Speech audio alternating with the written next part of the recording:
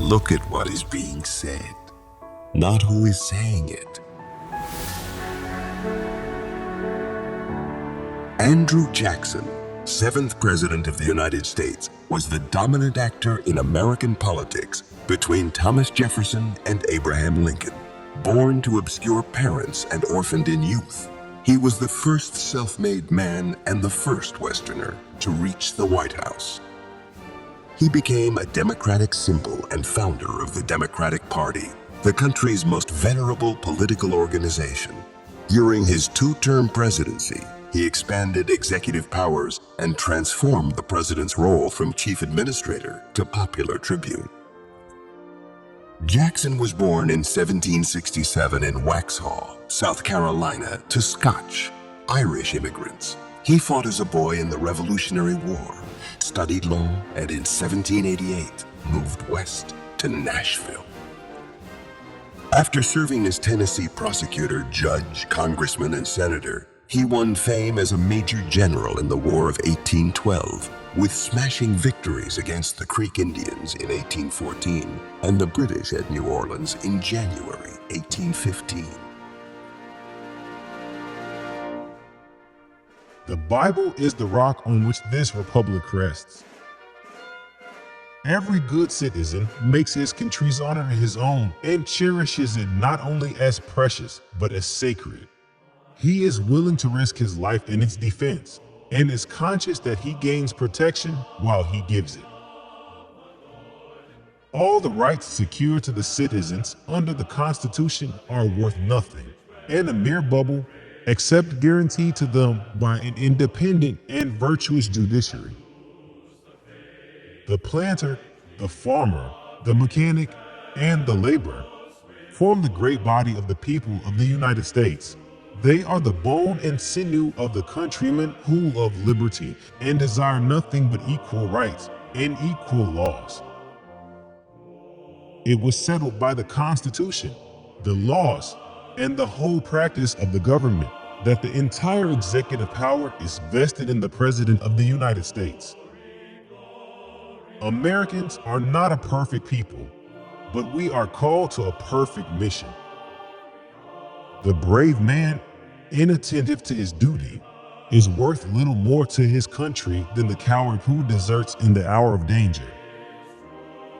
Every diminution of the public burdens arising from taxation gives to individual enterprise increased power and furnishes to all the members of our happy Confederacy new motives for patriotic affection and support.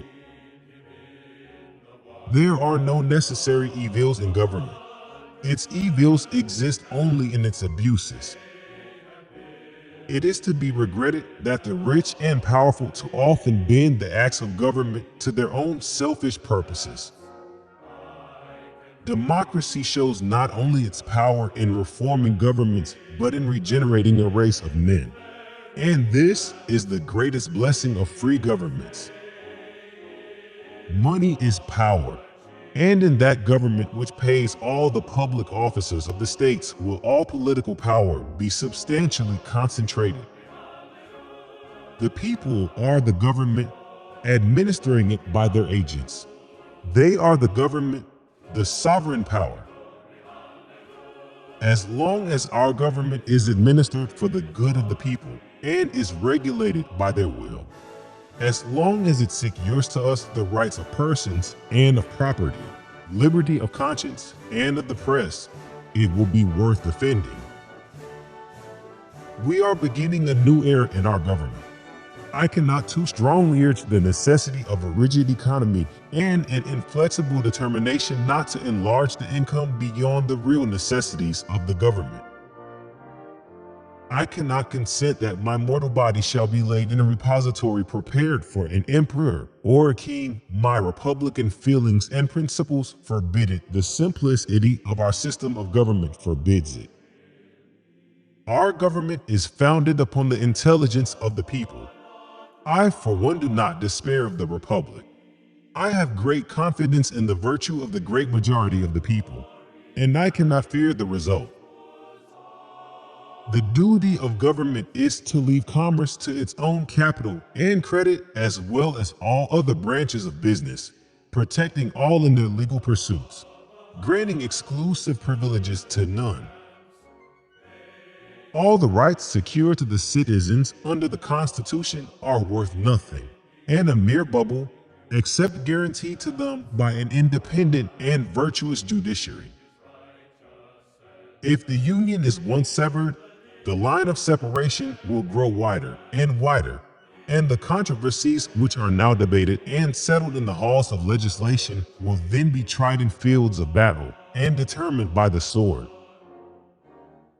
Nullification means insurrection and war, and the other states have a right to put it down.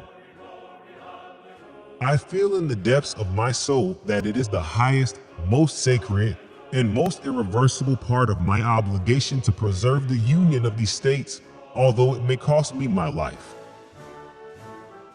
There is nothing that I shudder at more than the idea of a separation of the Union, should such an event ever happen, which I fervently pray God to avert. From that day I view our liberty gone. War is a blessing compared with national degradation.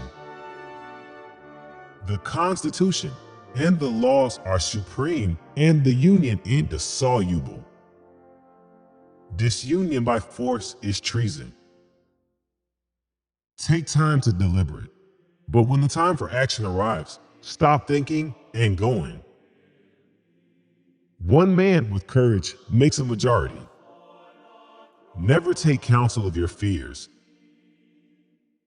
There is no pleasure in having nothing to do.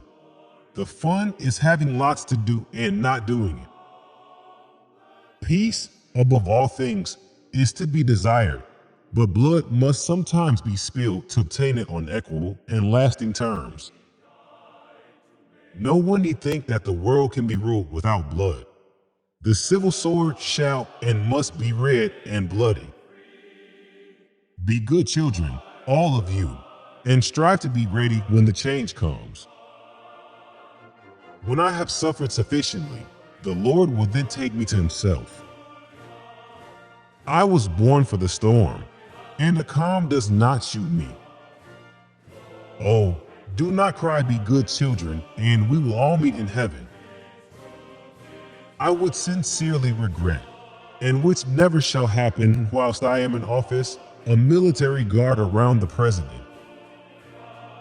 The wisdom of man never yet contrived a system of taxation that would operate with perfect equality. I've got big shoes to fill. This is my chance to do something. I have to seize the moment. You must pay the price if you wish to secure the blessing.